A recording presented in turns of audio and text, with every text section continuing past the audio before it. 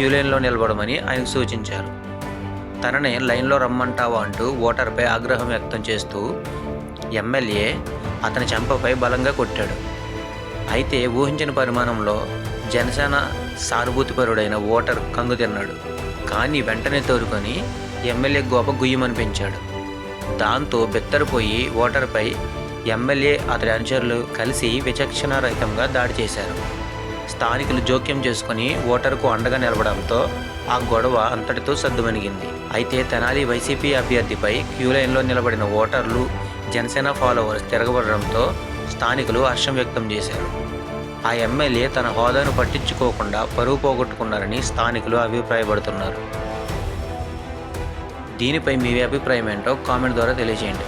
Friends, ఈ information మీకు నచ్చినట్లయితే మన ఛానల్ సబ్స్క్రైబ్ చేసి ఒక లైక్ చేయండి. Thank you.